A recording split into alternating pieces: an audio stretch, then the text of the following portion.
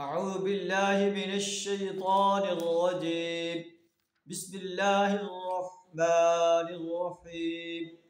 قد أفلح المؤمنون الذين هم في صلاتهم خاشعون والذين هم عن اللغو معرضون.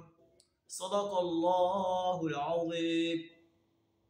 قد افلح المؤمنون، یقیناً فلاح پا گئے وہ مومن انسان، الذین هم فی صلاتهم خاشعون، جو اپنی نمازوں کے اندر خشوع و خضوع اختیار کرتے ہیں، والذین هم عن اللغو معرضون، اور لغویات سے اراض کرتے ہیں۔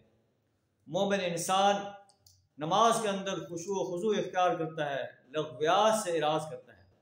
وَإِذَا مَرُّوا بِاللَّغْوِ مَرُّوا كِرَامًا، جب ایسی جگہ سے ان کا گزر ہو جاتا ہے جہاں لغویات باتیں ہو رہی ہیں، لغو باتیں ہو رہی ہیں، تو بڑے مہذب طریقے سے گزر جاتے ہیں۔